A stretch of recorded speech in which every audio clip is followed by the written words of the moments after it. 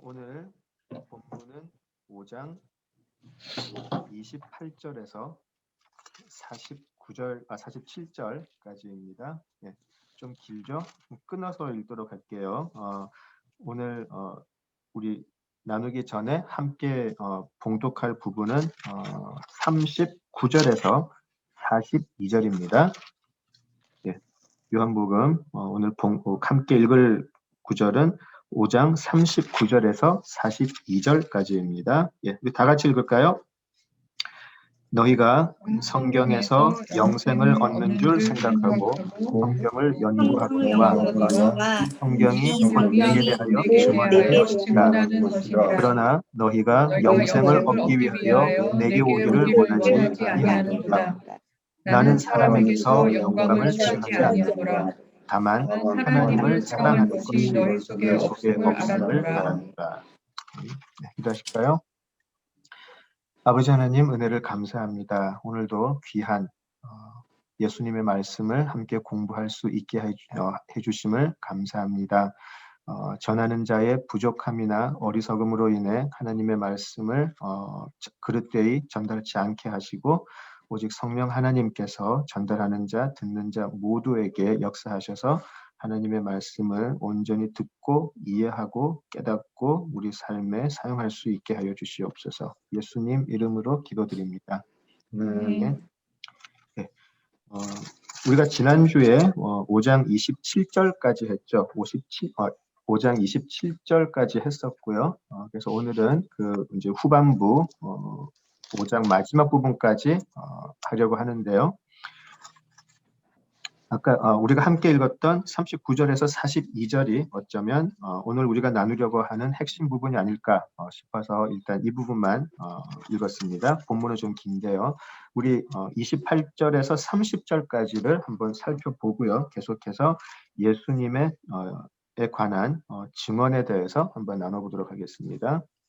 자, 지난주에 말씀드린 대로요. 지금 5장 후반 부분은 예수님이 누구이신가에 관한 귀한 예수님의 그 말씀이고요. 이제 또 6장에 가시면 또 오병이어의 기적을 바탕으로 해서 예수님께서 본인이 어떤 분인가에 대해서 또 길게 또 이야기하시는 부분을 또 찾을 수 있게 됩니다. 오늘 이 예수님께서 하신 그 말씀의 발단이 물론 그 앞에 여러 가지 예수님의 이적 그리고 예수님이 성전 파괴를 통한 그런 굉장히 놀라운 행위들 그런 것들이 쌓여 있었고요. 그리고 특별히 5장 첫 번째 나왔던 38년 된 병자를 고침으로 인해서 안식일에 고침으로 인해서 좀 격발되는 상황이죠. 그래서 이 38년 된 병자가 안식일에 고쳐졌다는 사실에 대해서 유대인들이 시비를 걸게 되는 것, 이것을 좀 염두에 두시고 이 5장 후반 부분을 계속해서 볼 수 있으면 좋겠습니다. 자, 28절 가보실까요? 자, 예수님께서 이제 말씀하신 후에 예수님께서 처음에 19절부터 27절까지 계속해서 무슨 말씀을 하셨냐면 예수님은 아버지께서 보여주신 일만 행하시는 분, 그리고 아버지께서는 살리시는 권한, 심판하시는 권한, 모든 권한을 그 아들에게 주셨다라고 말씀을 하셨죠. 자, 그 후에 예수님께서 28절에 이렇게 말씀하시죠. 자, 이 모든 것들, 내가 가진 권한, 내가 받은 권한, 이런 것들에 대해서 놀랍게 여기지 말라라고 얘기하시죠. 28절 보시면 이를 놀랍게 여기지 말라. 무덤 속에 있는 자가 다 그의 음성을 들을 때가 오나니 선한 일을 행한 자는 생명의 부활로 악한 일을 행한 자는 심판의 부활로 나아올 것이다 라고 이야기하시죠. 자, 28절에서 말씀하시는 무덤 속에 있는 자가 그의 음성을 들을 때가 있을 것이다 라고 이야기하시는데요. 조금 앞으로 가시면 25절에서도 또 어떤 때가 있을 것이다 라고 이야기하시죠. 25절을 보시면 진실로 진실로 너희에게 이르노니 죽은 자들이 하나님의 아들의 음성을 들을 때가 온다. 그리고 그것은 바로 지금이다 라고 이야기하시죠. 그래서 25절에서 말씀하신 그때하고요. 28절에서 말씀하시는 음성을 들을 때는 좀 다른 것 같아요. 그죠? 어쩌면 우리 개혁주의 신학에서 굉장히 중요한 이미 이미 이루어졌고 또 이루어질 already but not yet 이라는 게 있죠. 그 already but not yet, 그죠? 이루어졌지만 아직까지 이루어지지 않은 그 신학의 관점에서 보면은 해석이 좀 쉽게 될 수 있는 부분이죠. 이미 이루어졌다라는 것은 이미 바로 하나님의 아들이 하늘에서 이 땅에 오셨다. 사실 이것 자체가 종말이죠. 그래서 예수님이 오신 그 시점을 우리는 모두가 종말이라고 보고 있어요. 이미 하늘에 하나님의 아들이 이 죄악의 세상을 내려오셨어요. 그죠? 이것이 이미 종말인 것이고요. 그러나 큰 역사적인 종말, 이 모든 심판이 이루어질 종말은 다 또 올 것인데 그때가 바로 28절에서 말씀하시는 심판의 그때가 아닐까 싶습니다. 자, 마지막 때에 선한 일을 행한 자는 생명의 부활로 나올 것이고 악한 일을 행한 자는 심판의 부활로 나올 것이다 라고 이야기하세요. 그죠? 자, 둘 다 부활이 있죠. 우리가 흔히 잘못 생각하는 것이 믿는 자들에게만 부활이 있고 믿지 않는 자들에게는 부활이 없다라고 생각을 하죠. 믿지 않는 자들은 그냥 그렇게 죽고 믿는 자들만 죽음에서 부활로 들어간다라고 생각하는데요. 이게 이단 사상인 거 혹시 아시나요? 어떤 이단이 이 말을 하는지 아시나요? 죽은 사람에게 믿는 자들만 부활로 간다라는 것은요. 여호와의 증인들이 하는 이야기예요. 여호와의 증인들이 하는 이야기예요. 여호와의 증인들은 지옥이 없다고 그러죠. 죽은 사람은 그냥 그걸로 끝이다라고 이야기하고요. 다만 믿는 자들만 부활로 들어간다라고 이야기를 해요. 자, 성경에 말씀하시는 것은요. 오늘 분명히 성경이 예수님께서 말씀하셨어요. 믿지 않는 자들도 믿는 자들도 다 부활이 있어요. 다만 부활의 내용이 다른 것이죠. 믿는 자들, 예수님께 속한 자들은 생명의 부활로 나오게 되고 믿지 않는 자들은 심판의 부활로 나온다라는 것이죠. 자, 부활의 전제 조건이 뭐죠? 부활은 영원한 생명이죠. 자, 생명, 영원한 생명으로 들어가는 자들, 그리고 영원한 영원한 심판으로 들어가는 자들로 갈라질 것이라는 것이죠. 자, 예수님을 믿는 자들만 부활하는 게 아니고요. 믿지 않는 자들도 영생을 가게 되는데 그 영생은 저주의 영생의 자리로 들어갈 것이다라는 것이에요. 지옥이 없다라고 하는 사람들, 저주가 없다라고 하는 자들, 믿지 않는 자들에게 영원한 저주가 없다라고 하는 자들은 다 이단이라고 보시면 되겠습니다. 여호와의 증인이 대표되는 이단이죠. 이 부분에서. 자, 우리가 확실하게 알아야 돼요. 분명히 예수님은 생명의 부활 그리고 영원한 심판의 부활을 분명히 말씀하셨어요. 자, 문제는 이거죠. 그렇다면 무엇이 선한 일이고 무엇이 악한 일인가? 이 부분에 대해서 조금 다루도록 하죠. 자, 우리 여기선 선한 일이라고 했는데요. 우리 빌립보서 잘 아시는 빌립보서 1장 6절로 가보시겠습니다. 빌립보서 1장 6절입니다.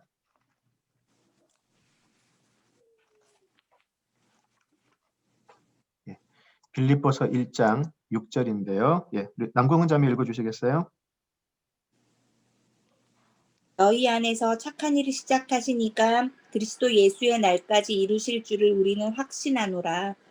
아멘. 예, 같은 말이죠. 선한 일, 착한 일. 자, 여기서 보면은요. 여기서 말씀하시는 착한 일, 선한 일이라는 것은 우리가 선하고 착하다 하면은 우리는 특별히 좀 유교적인 사상이 있기 때문에 굉장히 좀 도덕적인 행위를 바로 생각을 하게 되잖아요.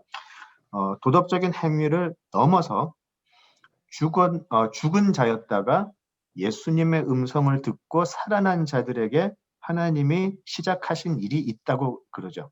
그죠?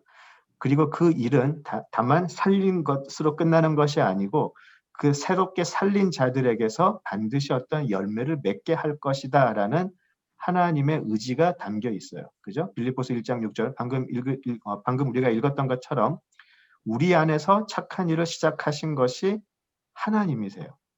예수님의 날까지 이루실 줄을 우리가 확신하노라. 무슨 말이냐면 지금도 그것을 예수의 날까지 이루시기 위해 계속 일하신다라는 것이죠. 그렇다면 이 선한 일의 주체가 우리 스스로가 아니고요. 하나님이라는 것이죠. 하나님께서 우리에게 생명의 씨앗을 주셨고 우리는 그 씨앗을 품고 새롭게 살아난 것이죠. 그런데 씨앗이 씨앗으로만 남으면 아무 의미가 없죠. 이 씨앗은 반드시 물을 먹고 햇볕을 받고 자라서 열매를 맺어야 그 역할을 다 하게 되는 것이죠. 자, 우리에게 주신 이 선한 일이라는 것은요.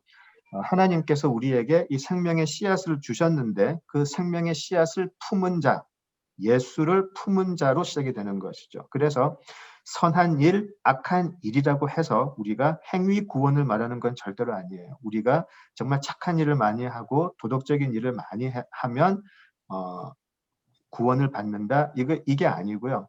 하나님께서 우리로 하여금 예수님의 마음을 품게 하셨는데 예수의 영을 품게 하셨는데 그 예수의 영은 반드시 그 영을 품은 자들로부터 그들의 삶을 통해서 열매를 맺게 될 수밖에 없다라는 것이죠. 그것이 빌립보서 1장 6절에서 말씀하신 거죠. 너희 안에서 착한 일을 시작하신 이가 예수의 날까지 반드시 이루실 것이다. 그리고 그것을 우리는 믿는다라고 이야기하는 것이죠. 자, 그래서 아무리 선하고 착하고 열심인 삶을 살았다고 해도 정말 누가 뭐래도 정말 칭찬받을 만하고 정말 열심인 삶을 살았다고 해도 그것이 하나님이 시작하신 일이 아니고요. 내 열심, 내 양심으로 시작해서 맺은 열매라면 그 열매는 유사품에 불과할 뿐이에요. 진짜 열매가 아니고 하나님이 심으셔서 하나님이 맺으시는 열매가 아니고 우리가 흉내낸 유사품 열매에 불과하다라는 것이죠. 그것은 하나님의 관점에서 볼 때는 악한 열매예요. 왜 그러나요? 예수의 씨로 시작된 것이 아니기 때문에. 선한 일을 시작하고 이루는 주체가 하나님이신데 그 하나님의 역사하심은 시작과 끝이 모두 예수이다라는 것이죠. 그래서 우리가 히브리서 공부할 때 그 기억나시죠? 믿음의 주요 온전케 하시는 예수. 그죠? 그것이 영어로 보면 믿음을 시작하신 분 그리고 믿음을 완성하신 분 믿음의 모든 주체가 예수님으로 되어 있어요. 히브리서에서. 자, 그래서 이 선한 일을 행한 자는 행하면에만 초점을 맞추게 되면 까딱 잘못하면 행위 구원으로 빠질 수 있지만 선한 일을 행한다라는 우리 성경의 큰 틀을 가지고 보게 되면 하나님이 우리에게 예수님의 빛을 보여주시고 예수님의 씨를 허락하셔서 이것이 자라서 예수님의 열매, 온전한 열매를 맺게 된다라는 것이죠. 자, 그런 자들은 생명의 부활로 나아온다라는 것입니다. 자, 선한 일을 행한 자, 예수의 마음을 품고 예수의 영을 받아 예수의 열매를 맺는 자. 이것이 사도 바울은 또 이렇게 표현했어요. 우리 갈라디아서 2장 20절로 가볼까요? 네, 갈라디아서 2장 20 하면 사실 다 외워야 되는 부분인데, 그죠? 우리 김경숙 집사님 읽어주시겠어요? 갈라디아서 2장 20절입니다. 내가 그리스도와 함께 십자가에 못 박혔나니 그런즉 이제는 내가 사는 것이 아니요 오직 내 안에 그리스도께서 사시는 것이라. 이제 내가 육체 가운데 사는 것은 나를 사랑하사 나를 위하여 자기 자신을 버리신 하나님의 아들을 믿는 믿음 안에서 사는 것이니라. 아멘. 예. 이것이 하나님께서 시작하신 선한 일이라는 것이죠. 왜냐하면요. 예수님의 영을 받는다. 예수님의 영으로 내가 거듭난다라는 것은 무엇을 전제를 하죠? 예수님의 영으로 거듭난다라는 것은 예전에 내가 십자가에 그리스도와 함께 십자가에 못 박힘을 전제하는 것이죠. 나도 살고 예수님도 살고가 아니고 옛 나의 모든 어리석음, 나의 모든 것이 십자가에 한번 못이 박혀야 되고요. 이것이 반드시 전제가 돼야 되고요. 그 다음에 내 안에서 예수가 사는 것이다 라고 이야기를 하죠. 어떻게 사나요? 나를 위해서 자신을 버리신, 나 때문에 죽임당하신 하나님의 아들을 믿는 믿음 안에서 사는 것이다. 이것이 선한 일이죠.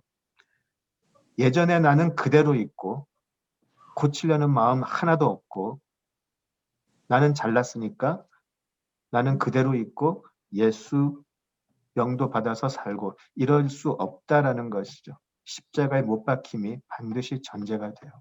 예수와 함께 십자가에 못 박힌 자들에게 예수님의 씨는 우리들의 삶 속에서 열매를 맺게 될 것이에요. 자, 그래서 그런 선한 일을 행한 자, 바로 예수의 영을 받아 예수의 열매를 맺는 자들은 생명의 부활로 나아오게 된다라는 것이죠. 이 부분에 대해서 나중에 5장 마지막 부분을 가가지고요. 조금 더 자세하게 다루도록 하고요. 이제 악한 일을 한번 생각을 해볼까요? 자, 악한 일은 이것이죠. 사망의 땅에서 예수의 음성을 듣고도 거부한 자들이죠. 그죠? 자, 그들은 이 세상에서 살고 있지만 사실은 죽은 자예요. 그죠? 성경이 말씀하시는 것은 이것이죠. 우리가 살고 있는 것 같지만 예수의 영이 없는 자들은 사는 것 같은데 사실은 죽은 삶을 사는 것이다. 말이 재밌죠? 죽은 삶을 사는 것이, 살긴 사는데 죽은 삶을 사는 것이다 라는 것이죠. 죽은 자가 행하는 모든 것은 악한 것이고 악한 열매를 맺는 나무는 불에 던지울 것이라 예수님께서 분명히 말씀하셨어요. 그죠?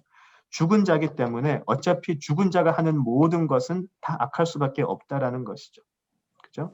죽었으니까 사망한 자니까 그들이 만들어낸 모든 것은 사망이고 죽음일 뿐이다. 이것은 너무나 당연한 이치이죠.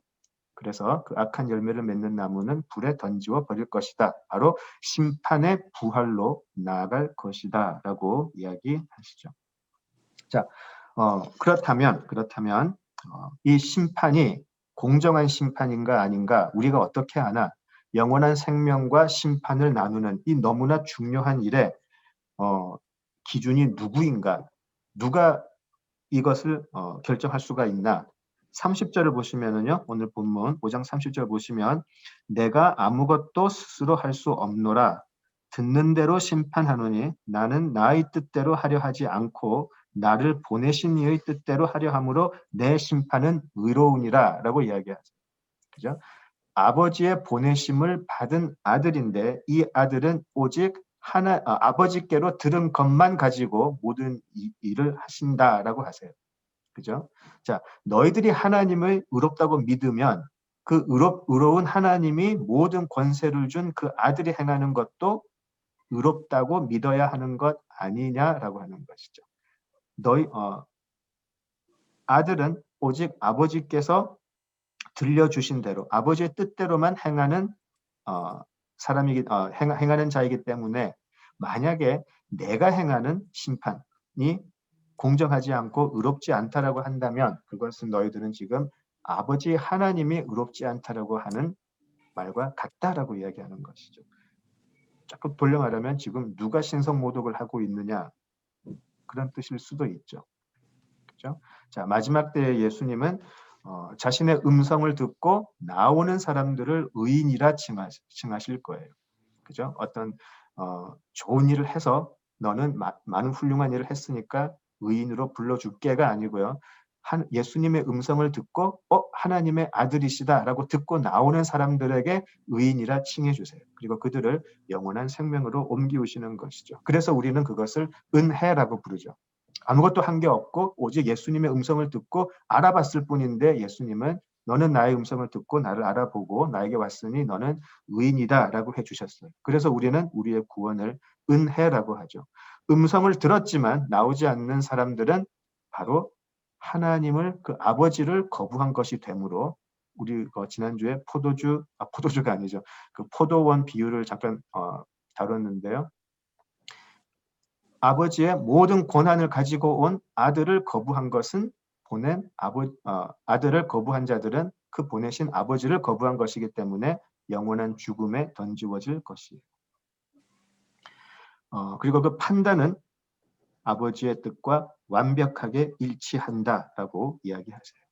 그죠? 자, 시편 1편에 생각하시면 예수님께로 나오는 자들은 의인이다라는 칭함을 받아 의인의 회중에 들 것이고요. 악인은 그 회중에 들지 못할 것입니다. 자, 이 구원의 계획이 항상 우리가 성경을 읽을 때 어떤 그 맥락 속에서 보면 좋겠는데요. 자, 이런 하나님의 구원의 계획, 이 심판, 그리고 예수님이 가지신 생명의 부활 또 심판의 부활 여기에 관한 것이 사실은 이미 요한복음 3장에 한번 나와 있어요. 한번 가볼까요? 요한복음 3장 가보시죠. 3장에서 니고데모와의 대화 속에 언급이 되었어요.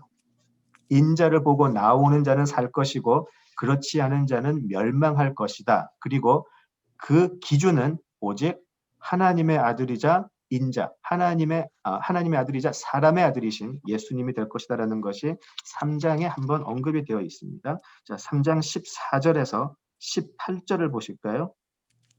3장 14절에서 18절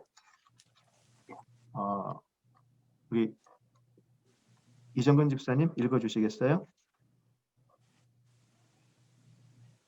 모세가 광야에서 뱀을 든 것 같이 인자도 들려 하리니 이는 그를 믿는 자마다 영생을 얻게 하려 하심이니라.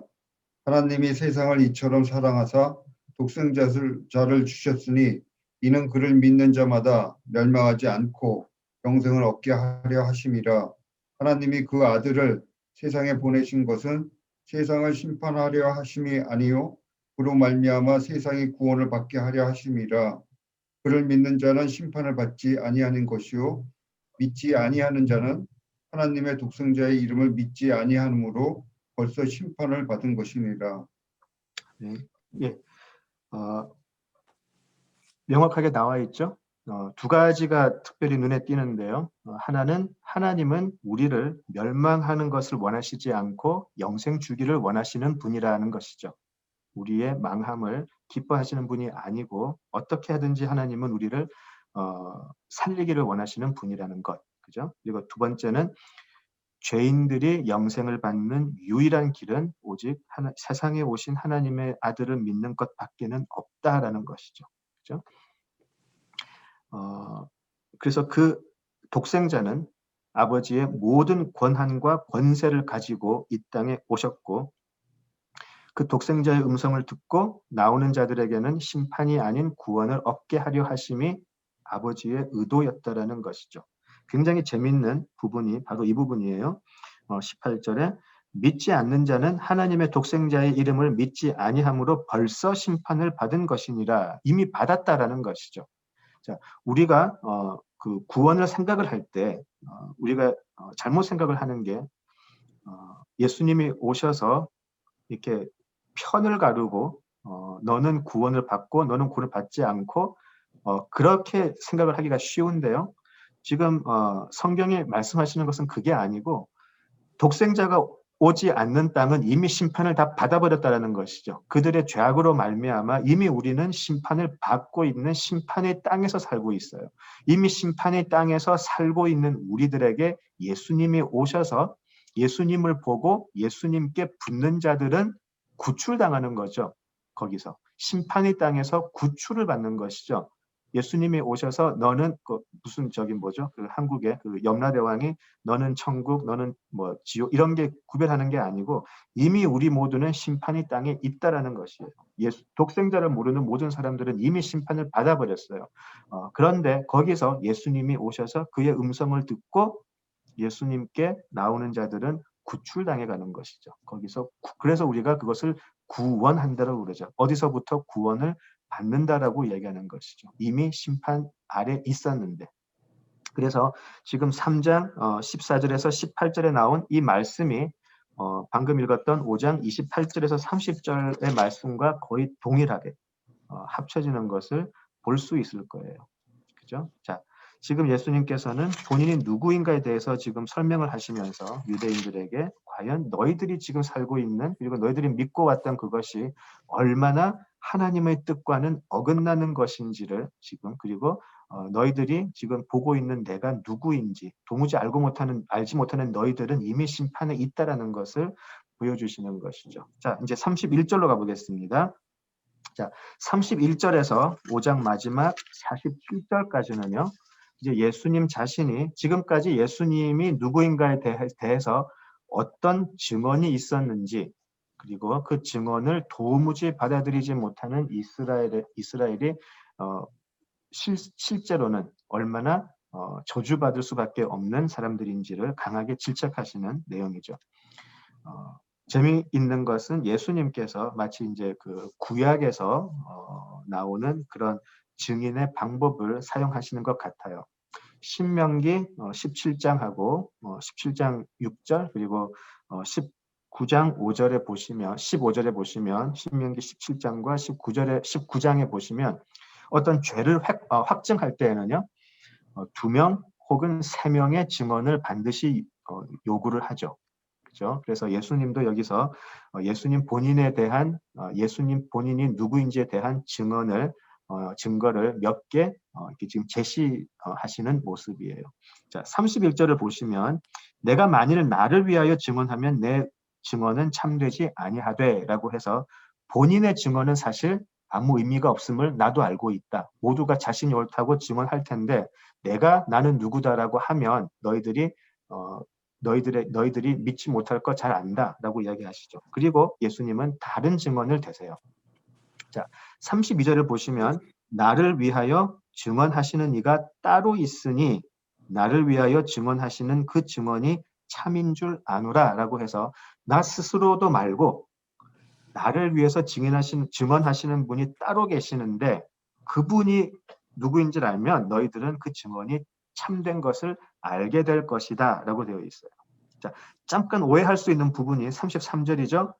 너희가 요한에게 사람을 보내매 요한이 진리에 대하여 증언하였느니라 라고 해서 32절에 나오는 나를 위해서 증언하시는 이가 따로 있다라고 하는데 그 사람이 세례 요한인 것처럼 들릴 수 있죠. 세례 요한처럼 들릴 수 있는데요. 사실은 이렇게 보시면 좋겠어요. 32절 마지막에 그 증언이 참인 줄 아노라라고 하고요. 36절로 그냥 가셔도 무방해요, 사실은. 왜냐하면 그 따로 있는 분은 바로 아버지이기 때문에. 자, 33절에서 35절에서 왜 요한을 이야기했을까를 한번 잠깐 이야기해 보죠.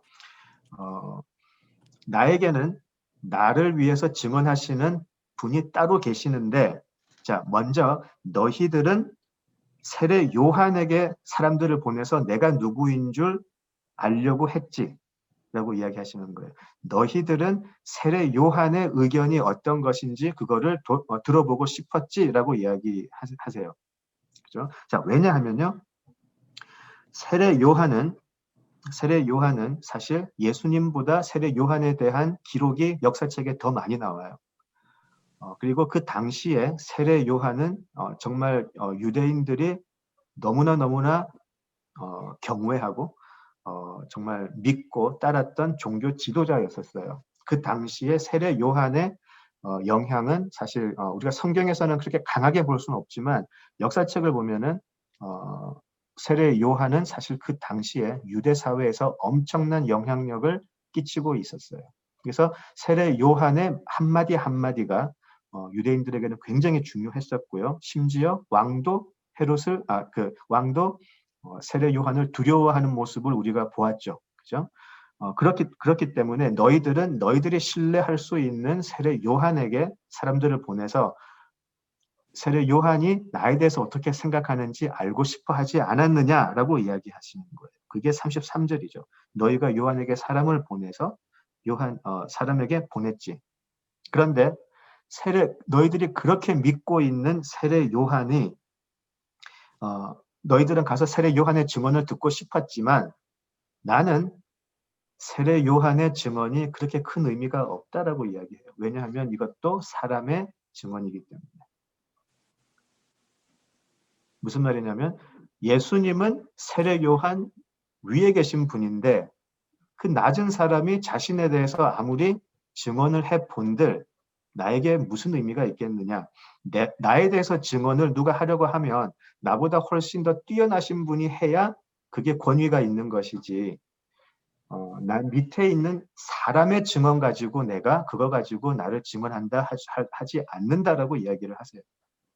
세례 요한도 나에 대해서 분명히 증언을 했지만 나는 그 증언을 취하지 않겠다. 나에게는 따로 있는 분, 바로 나보다 더 크신 아버지의 증언이 있다라고 이야기하시는 것이죠. 자, 실제로 이 따로 있다라고 하셨는데요. 따로 있는 분이라는 표현 자체가 사실은 하나님을 의미를 해요. 유대인들에게는 따로 있는 분, 함부로 하나님의 그 이름을 언급을 못했기 때문에 사실은 따로 있는 분이라는 표현 자체가 우리 하나님을 이야기를 하죠. 자, 그러면 요한의 증거를 잠깐 보도록 하죠. 다시 1장으로 가보겠습니다.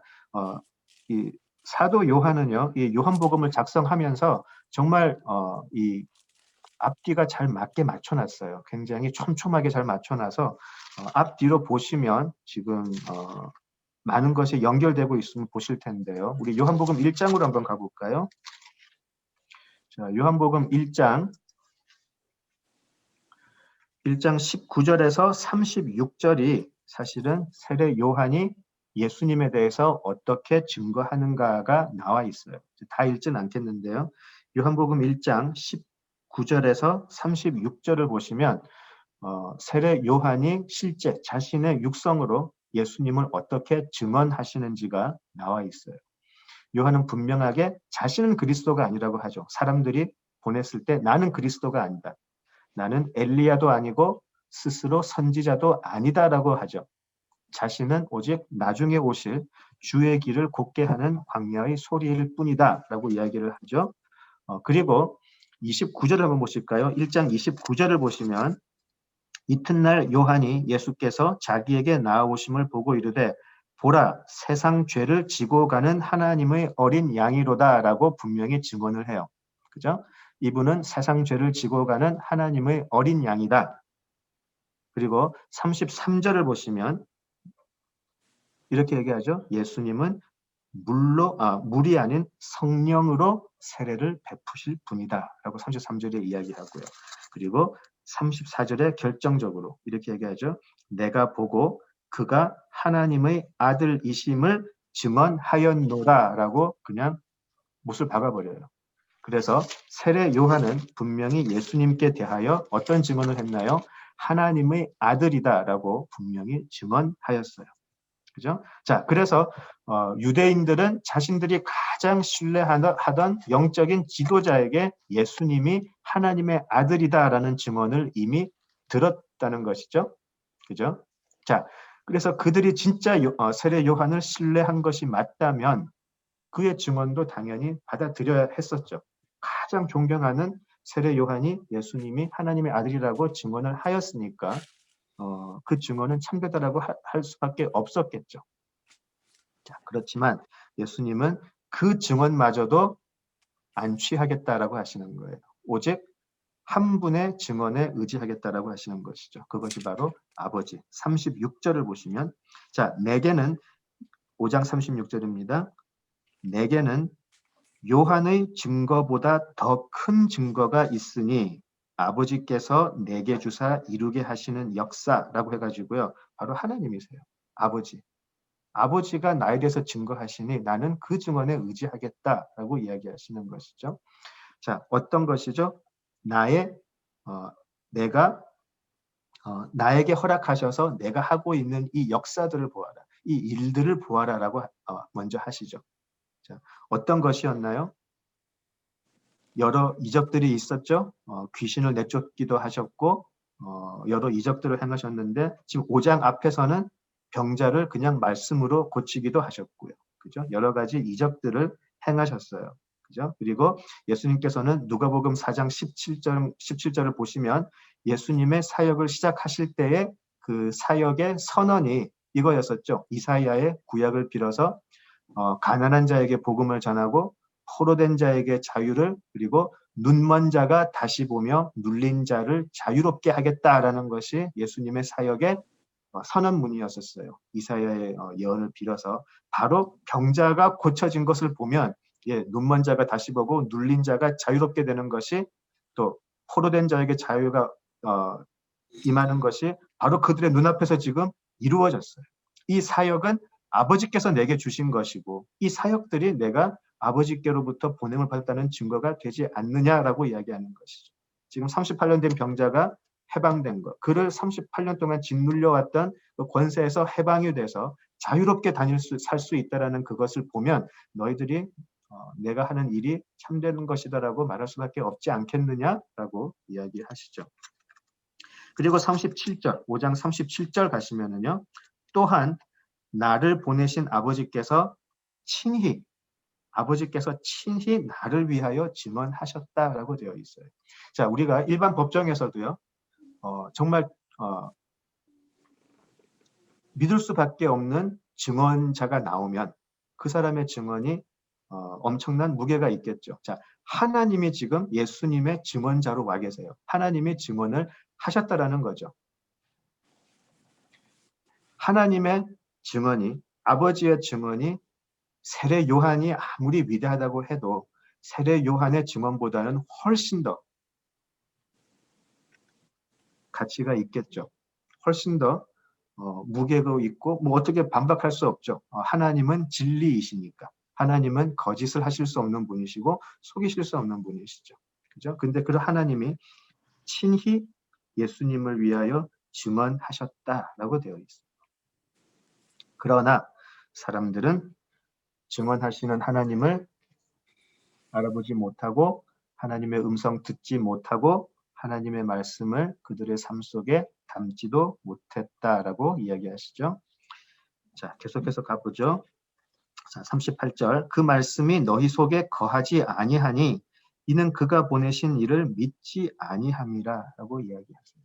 너희들의 삶을 보면 하나님은 아버지는 계속해서 나에 대해서 증거하시는데 도무지 그것을 받아들이지 못하는 것 보니까 너희들은 그 말씀이 너희 삶 속에 있는 것이 아니다라고 이야기하세요. 자, 말씀을 지키는 것을 목숨처럼 지켜왔던 유대인들인데요. 오히려 예수님은 너희들 안에는 그 말씀이 없다라고 이야기하시는 것이죠. 자, 39절 아까 우리가 함께 읽었던 부분인데요. 보시죠. 자, 하나님께서 친히 예수님에 대해서 증거를 하셨는데 자, 어떤 방법을 쓰셨나요? 말씀이었었어요. 그죠? 성경을 통해서 예수님을 증언하셨죠. 유대인들은 목숨보다 더 귀했던 하나님의 말씀이었었어요. 그죠? 그 성경을 정말 깊이 연구하고 최고의 권위를 두고 따르지만 실제로 그들은 성경이 무엇을 증언하는지를 깨닫지 못했다라는 것이죠. 자, 그들은 성경이 분명히 하나님의 음성이라고 믿었지만 하나님의 음성을 듣는다고 생각을 했던 그들, 막상 예수님은 듣지도 못하고 예수님을 알아보지도 못하더라는 것이죠. 성경에 증언하는 아들을 믿지 않는 유대인들에게 예수님이 어떻게 이야기하시죠? 굉장히 무서운 말씀을 하세요. 우리 42절을 볼까요? 5장 42절을 보시면 자, 그렇게 성경을 연구하고 성경을 배우고 성경대로 산다라고 믿었던 그리고 거기에 대해서 자신했던 유대인들에게 예수님은 이런 말씀을 하세요. 다만 하나님을 사랑하는 것이 너희 속에 없음을 알았다라고 이야기해요. 그렇죠? 자, 율법을 지키는 것이 자랑이었고요. 율법을 어기는 자들에게는 정말 가혹한 형벌을 가했고요. 율법을 이용해서 뭐라 그럴까요? 자신의 영광을 찾았던 그런 사람들이죠. 자, 그런데 그런 사람들에게 나를 알아보지 못한다라는 것은 너희들이 얼마나 성경을 연구했던, 너희들이 얼마나 성결한 삶을 살고 얼마나 종교적인 삶을 살았던 상관없다. 나를 알아보지 못한다라는 그 말은 너희 속에 하나님을 사랑하는 마음이 없다라는 것이다라는 것이. 너희들은 하나님을 사랑하지 않는다라고 이야기하세요. 되게 무섭지 않으세요? 하나님을 모르는 게 아니고 너희는 하나님을 사랑하지 않는다라고 이야기를 하세요. 그렇죠? 참 무서운 말이에요.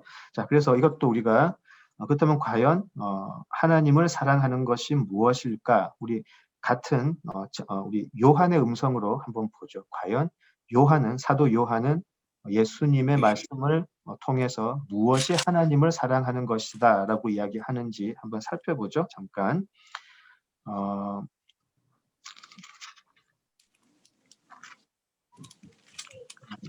우리 요한복음 14장으로 한번 가보시죠. 자, 같은 요한복음입니다.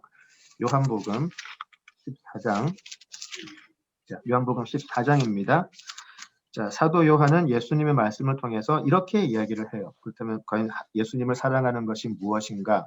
14장 15절을 먼저 가보시죠. 15절을 보시면 너희가 나를 사랑하면 나의 계명을 지키리라 라고 되어 있어요. 예, 계명을 지키는 자, 나의 계명을 지키는 자가 나를 사랑하는 자다라고 이야기하시죠. 자, 우리 14장 같은 장 20절, 21절을 한번 보죠. 같은 14장 20절, 21절입니다. 그날에는 내가 아버지 안에, 너희가 내 안에, 내가 너희 안에 있는 것을 너희가 알리라. 나의 계명을 지키는 자라야 나를 사랑하는 자니, 나를 사랑하는 자는 내 아버지께 사랑을 받을 것이요 나도 그를 사랑하여 그에게 나를 나타내리라 라고 이야기하세요. 우리 예전에 한번 했던 부분이죠. 한번 했던 부분인데요. 예, 지금 이 부분은 지금 예수님께서 예수님과 아버지 하나님과의 연합, 그리고 예수님과 우리 교회, 우리 성도들 간의 연합, 그리고 그 모든 연합을 통해서 우리가 예수님을 사랑함으로 아버지께로부터도 우리가 사랑을 받게 되는 그 놀라운 연합의 신비에 대해서 지금 이야기하시는 가운데서 지금 이 말씀을 하시는 거예요. 너희가 정말 나를 사랑한다는 것은 나의 계명을 지키는 자들인가 아닌가를 보게 될 것이다. 너희가 나의 계명을 지키면 그것은 너희는 나를 사랑하는 것이 되고, 너희들이 나를 사랑한다면 나를 사랑하시는 아버지의 사랑을 너희들도 받을 것이다 라고 이야기하시는 부분이에요. 그죠? 자, 그래서 요한은 지금 예수님의 계명을 지키는 자라야 예수님을 진정으로 사랑하는 자, 하나님을 사랑하는 자다라고 이야기하죠. 자, 그렇다면 무슨 계명을 지킬까요? 무엇이 계명일까요? 또 같은 요한의 입을 통해서 한번 보죠. 자, 바로 앞장입니다. 요한복음 13장 34절, 35절로 한번 보죠.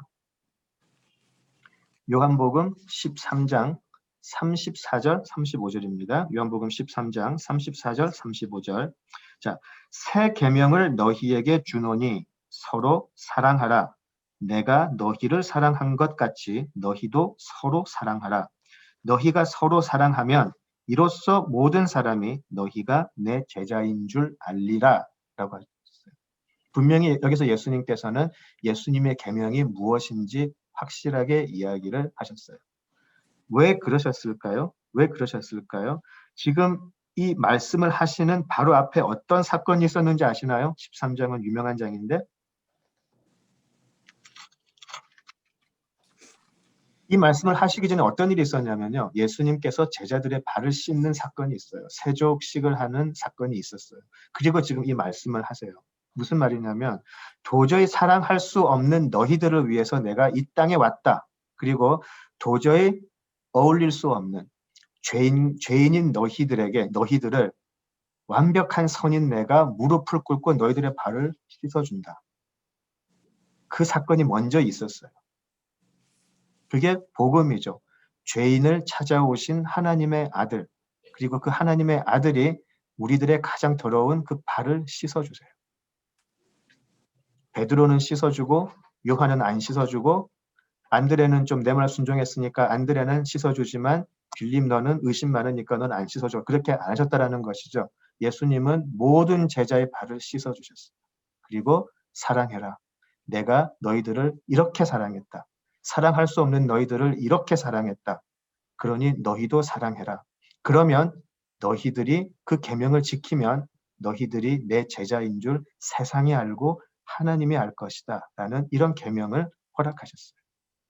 단순한 사랑이 아니죠. 단순한 사랑이 아니고 죄인을 위해서 이 땅에 오신 하나님의 아들의 사랑으로 사랑하라라는 것이죠. 나중에 요한이 또 이런 말을 해요. 요한 1서 이제 그 편지를 통해서 뭐라고 이야기하냐면요. 제가 읽어드릴게요. 뭐 잘 아시는 부분인데요. 요한 1서 4장 7절에서 8절을 보시면 요한 1서 4장 7절에서 8절을 보시면 요한이 이렇게 이야기를 해요. 사랑하는 자들아 우리가 서로 사랑하자. 사랑은 하나님께 속한 것이니 사랑하는 자마다 하나님께로서 나서 하나님을 알고 사랑하지 아니하는 자는 하나님을 알지 못하나니 이는 하나님은 사랑이심이라 라고 이야기를 하세요. 요한은 이렇게 편지를 써요. 초대교회에. 지금 요한이 말하는 사랑이 단순한 부모 자식 간의 사랑, 남녀 간의 사랑 그런 거 아니죠. 훨씬 뛰어넘는 것이죠. 죄인을 위해서 이 땅에 오신 예수님이 우리들의 형편, 우리들의 뭐 성격, 우리들의 배경 이런 거 따지신 게 아니고 그냥 우리를 위해서 십자가에서 돌아가시는 그 사랑으로 우리를 끝까지 사랑하신 것이죠. 이제 그 계명을 그 예수님을 정말 사랑한다면 그죠? 예수님은 내가 너희를 사랑한 것 같이 너희도 서로 사랑하라. 어떤 사랑이었을까요? 조건부 사랑도 아니었고요. 차별 있는 사랑도 아니었고요. 내가 너희를 사랑한 것 같이 그렇게 사랑해라. 그것이 예수님께서 우리에게 주신 계명이었었어요. 이 계명을 지키는 자는 예수님을 사랑하는 자라고 인정을 해 주실 것이고요. 그 계명을 지키지 않는 자들에게는 오늘 본문 42절 다만 내가 네 안에 하나님 사랑하는 마음이 없는 것을 알았다라고 이야기하시겠다라는 것이죠. 지금 38년 된 병자가 그 병에서 노임을 받았는데 그것을 같이 기뻐하지는 못하는 유대인들. 무엇이 옳고 그른가를 따지면서 오히려 그 병을 고친 예수님을 정죄하는 자들, 너희들에게는 하나님을 사랑하는 마음이 없다라고 정죄하시는 것이죠. 너희들에게는 심판의 부활이 있을 것이다 라고 이야기를 하세요. 조금 더 해도 될까요? 오늘 5장 끝을 내죠? 네. 예. 안 돼요 해도 그냥 계속 하려고 그랬었어요. 43절 보실까요? 자, 나는 내 아버지의 이름으로 왔음에 너희가 영접하지 아니하나 만일 다른 사람이 자기 이름으로 오면 영접하리라. 예. 수많은 거짓 선지자들이 실제로 왔다 갔었죠. 갑자기 지금 이름이 생각이 안 나는데요. 갑자기 생각이 안 나는데 한국의 굉장히 신약과 구약 사이에 그 중간의 역사를 굉장히 나레이션 같이 재밌게 쓰신 분이 계시는데요. 그분 책을 읽으면 정말 많은 사람들이 메시아인 것처럼 와가지고 많은 사람들이 따라다녔었어요. 자기 민족을 구원해 줄 수 있는 메시아가 아닐까 그런 모습으로. 그런 사람들은 잘 쫓아다니더라는 거죠. 그런 사람들은 저 사람하고는 뭔가 통하는 것 같고 뭔가 저 사람이 말하는 게 진짜 우리 신앙의 큰 뭐라 그럴까요? 우리 신앙의 부흥이 될 것 같고 그래서 그런 사람들은 잘 따라다니더라는 거죠. 예수님께서. 내 이름으로 와가지고 그러는 속이는 사람들은 참 잘 따라다니는데 막상 진짜가 오니까 너희들은 나를 못 알아보는구나. 하나님을 사랑하는 마음이 없으니까. 너희들은 영적 소경일 뿐이다 라고 이야기하시고요. 자, 44절 너희가 서로 영광을 취하고 유일하신 하나님께로부터 오는 영광은 구하지 아니하니 어찌 나를 믿을 수 있느냐. 자, 44절에서 예수님은 그들이 예수님을 알아보지 못하는 이유를 이야기하세요. 서로의 영광을 취함. 하나님이 주신 약속, 하나님이 주신 말씀을 서로 자랑하는 것에 쓴다라는 것이죠. 또 다른 말로는 내 욕심 채우는 걸로 쓰더라는 것이죠. 이것은 창세기 3장으로 올라가서 우리 원죄와 너무나 닿아 있어요. 하나님께서 주신 약속과 평안 그런 하나님의 말씀들을 그냥 내 삶을 위해서 쓰는 것으로 만족하더라는 것이죠. 무엇이냐면 결국은 내 삶의 중심에는 내가 있다라는 것이죠. 하나님이 아니고 자아로 가득 찼다라는 것이죠.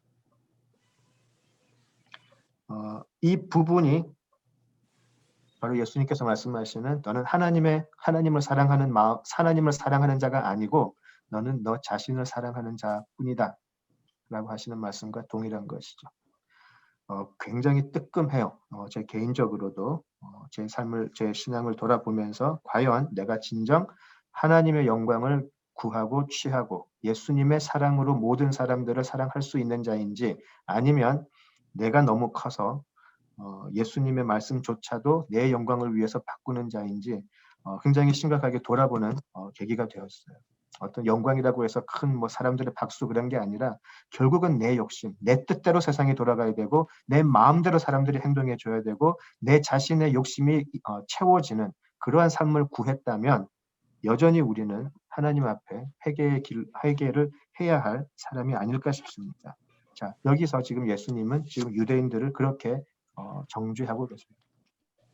45절, 46절을 45절에서 이제 마지막 47절을 보시면 예수님께서 모세를 이야기하시죠. 그렇죠? 자, 예수님께서 지금 유대인들이 하나님을 사랑하지도 않고 그리고 하나님의 영광을 구하는 것이 아니라는 사실을 다름 아닌 누가 고발한다고요? 모세가 고발한다고 되어 있어요. 자, 모세는 그들이 목숨처럼 믿어왔던 성경의 저자이죠. 모세 오경이라고 우리가 그러잖아요. 모세가 지은 그 5개 창세기부터 해서 5가지 그 경전, 그죠? 유대인들의 경전이죠. 그것을 지은 자예요. 그것을 지은 자고요. 그들이 최고로 신뢰하는 민족의 영웅이었죠. 민족의 영웅이었고요. 그리고 한 발 더 나가서 또 모세는 하나님과 이스라엘 사이의 중재자였었어요. 그죠? 그러니까 그들에게는 모세보다 더 위대한 영웅은 있을 수가 없어요. 영적으로도 역사적으로도 민족적으로도 가장 위대한 자였었어요. 하나님과 자신들의 중재자로 섰던 사람이니까. 그런데 그 모세가 오히려 유대인의 허물을 하나님께 고발한다라는 것이에요. 중재자로 선 모세가 이스라엘이 이렇게 하나님께서 주신 율법을 잘 지켜왔습니다. 이렇게 하나님을 열심히 섬겨왔습니다. 목숨 걸고 제사를 지냈습니다. 칭찬해 주세요라고 라고 하나님께 아뢰는 것이 아니고 오히려 모세가 유대인들을 고발한다고 그래요. 이 인간들 전부 다 엉터리입니다라고 고발한다는 거예요. 모세가. 왜냐하면 46절을 보실까요? 모세를 믿었다면 또 나를 믿었으리니 라고 되어 있어요. 너희가 진짜 모세가 이야기하는 것이 무엇인 줄 알았다면 너희가 나를 보고 금방 알아보았을 것이다. 과연 모세 오경이 어디로 향하고 있었는지, 누구를 이야기했던 것인지 너희가 알 것이다 라고 이야기를 해요. 신명기 27장 26절에서 모세가 이런 말을 해요. 신명기 27장 26절에서 모세가 이런 말을 하는데요. 자, 이 율법의 모든 말씀을 실행치 않는 자는 저주를 받을 것이다 라고 이야기를 해요. 이 율법을 내가 주는데 이 율법을 지키지 않는 모든 자들은 저주를 받을 거다 라고 했더니 백성들이 아멘 그래요. 그렇게 하겠습니다. 그렇게 아멘 그렇게 해요. 신명기에서. 자, 이미 모세는 율법을 실행하지 않는 자에게 이미 저주를 내렸어요. 신명기에서. 율법을 실행하지 않으면 저주가 있을 것이라고 분명히 저주를 그때 이미 고발을 한 거죠. 자, 왜 그런가요? 모든 율법을 지킨다라는 것은요. 결국 그리스도를 알아보는 것이죠. 율법이 그리스도를 향하고 있는 것이기 때문에 이 율법을 지키고 율법의 참된 의미를 알았다면 예수 그리스도 하나님의 아들이자 사람의 아들이신 예수 그리스도를 알아보고 나아갔을 텐데 너희들은 지금 예수님을 거부하고 있으니까 모세의 저주가 임할 수밖에 없다라는 것이죠. 정작 그 의미는 모르면서 껍데기에만 매여 있던 유대인들에게 예수님은 지금 정죄하시는 부분이에요. 자, 이제 5장을 통해서 우리가 예수님이 누구신가에 대해서 예수님의 직접적인 변론을 통해서 한번 공부를 해봤습니다. 예수님이 율법을 위반했고 하나님과 동등함을 취함으로 신성모독을 했다라고 정죄하는 유대인들의 모습에서 무엇을 느끼시는지 모르겠어요. 정작 그들이 율법이 누구에 대해 증언하는 것인지도 모르고 있었고요. 도리어 율법이 자신들의 무지, 자신들의 악함을 폭로하고 있는데 전혀 거기에 대해서 모르고 있었어요. 예수님은 그들은 진정 하나님을 사랑해서 율법을 지킨 것이 아니고 자신의 욕심을 취하는 것에만 관심 있는 자들이다라고 정죄하셨죠. 예수님께서는 오늘날에도요, 동일한 음성으로 우리를 꾸짖고 계시는 것이 아닌지 모르겠습니다. 저 자신, 함께 하시는 우리 지체들, 우리 모든 교회에게 똑같이 꾸짖고 계시는 건 아닌지 모르겠습니다. 지금 너무나 많은 사람들이 하나님의 영광이라는 이름으로요, 실상은 자기 자신의 욕심 채우고 자기 자신의 만족을 찾는 것에 더 관심 있는 거 아닌지 모르겠습니다. 지금 교회가 예수님의 사역을 시작하면서 선포하신 그 사역의 내용, 거기에는 별로 관심이 없고 자신의 어떤 세상의 영광을 취하려는 싸움에 더 열심인 건 아닌지 모르겠습니다. 지금 이 질문에 답해야 합니다. 하나님의 영광인가? 아니면 나의 영광인가? 세례 요한이 분명히 이야기했죠. 기억나시죠? 그는 흥하여야 하겠고 나는 쇠하여야 하겠다라고 이야기했어요. 이것이 우리가 나아가야 할 길이죠. 예수는 흥하고 나는 쇠하여야 한다. 그런데 예수님을 믿으면서 나도 흥하고 나도 영광을 받고 그렇게 살려고 하는 사람들이 분명히 있어요. 우리는 그런 길로 나아가서는 안 될 것이고요. 그런 사람들에게 예수님은 다시 이 말씀을 하실 거예요. 다만 하나님을 사랑하는 것이 너희 속에 없음을 알았다. 이런 말씀을 하실 것 같아요. 개인적으로 이번 말씀 준비하면서 굉장히 두려움이 좀 들었었어요. 저도 나름 열심히 하나님을 올바르게 믿고 말씀 실천하고 또 소명이 있는 삶을 산다고 생각을 했었는데 막상 예수님께서 사실 그 모든 게 네 만족을 위한 것이고 너의 기쁨을 위한 것이고 너의 영광을 위한 것이 아니냐. 진짜 네가 하나님 사랑해서 그 아버지의 말씀, 그 아들의 말씀을 기쁨으로 순종했던 것이냐라고 물어보신다면 어떻게 솔직하게 말씀을 드릴 수 있을까? 그런 생각이 들었어요.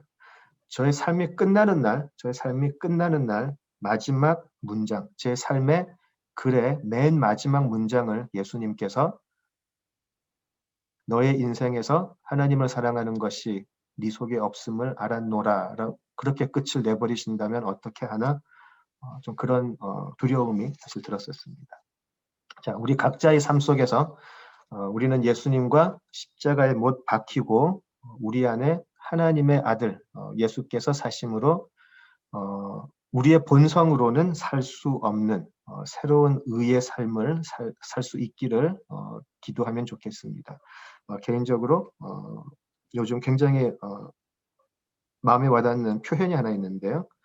몸부림친다라는 말이에요. 우리가 예수님을 믿음으로 모든 것을 이기고 예수님의 이름으로 모든 것에 넉넉하게 싸워서 이길 수 있겠지만 우리의 싸움이라는 것이 우리의 신앙의 싸움이라는 것이 어디 저기 사막에 가가지고 그냥 그렇게 사는 것이 아니고 세상하고 부딪혀야죠. 사람하고 부딪혀야죠. 제 자신하고 또 부딪혀야죠. 그것이 우리의 신앙의 싸움일 것이고요. 하나님께서는 그렇게 몸부림치는 자들을 사랑하시지 않을까 그런 생각을 해보았습니다. 몸부림치는 삶. 이때까지는 몸부림치지 않고 그냥 하나님 만들어 주세요. 이렇게 이끌어 주세요. 그냥 그렇게 기도하는 데만 그쳤다면 제발 좀 몸부림을 좀 칠 수 있으면 좋겠다. 그런 생각을 요즘 많이 하게 돼요. 몸부림치는 자들을 하나님께서는 사랑하시지 않을까. 능력이 없지만 오직 예수님께서 주신 약속 믿고 살면서 몸부림치는 자. 내 본성은 그렇지 않지만 본성을 이겨보려고 몸부림치는 자들. 도저히 내가 할 수 없지만 한번 해보겠다고 몸부림치는 자들. 도저히 내 생각에는 아닌 것 같지만 하나님이 맞다고 하면 한번 믿고 가기를 위해서 몸부림치는 자들. 그런 사람들이 되면 좋겠다. 그런 생각을 해보았습니다. 우리 모두가 더욱더 하나님을 알기 위해서 이렇게 몸부림치는 신앙의 삶을 살면 좋겠습니다. 우리 모두에게 우리들의 자아가 없어지고 파괴되고 예수님의 영으로 가득 차는 그런 은혜를 누릴 수 있으면 좋겠습니다. 우리 다 같이 기도하시죠. 아버지 하나님, 오늘도 귀한 말씀 감사합니다. 결국 우리의 심령에 예수님의 영이 있는지 아니면 아직도 우리의 자아가 있는지 하나님께서 아십니다. 하나님, 끊이지 않고 정말 지긋지긋하게 우리에게 달려오는 이 자아의 유혹들, 자아의 그런 공격들 앞에서 성령께서 예수님의 이름으로 우리에게 성령께서 예수님의 능력으로 우리를 보호하시고 오직 예수님의 영이 우리를 이끄셔서 우리는 하나님을 사랑하는 것을 내가 보았다라고 예수님께서 증언해 주실 수 있는 그런 삶 살게 하여 주시옵소서. 우리들의 삶의 마지막이 하나님을 사랑하는 자, 그렇게 끝이 날 수 있기를 소망합니다. 간구합니다. 그리고 그렇게 해 주실 하나님을 믿고 의지합니다. 예수님 이름으로 기도드립니다. 아멘. 예, 우리 유다서 24절, 25절 같이 하시면서 오늘 예배를 마치죠. 예, 유다서 24절, 25절입니다. 능히 너희를 보호하사 거침이 없게 하시고 너희로 그 영광 앞에 흠이 없이 기쁨으로 서게 하시리. 곧 우리 구주 홀로 하나이신 하나님께 우리 주 예수 그리스도로 말미암아 영광과 위엄과 권력과 권세가 영원 전부터 이제와 영원토록 있을지어다. 아멘. 감사합니다. 감사합니다.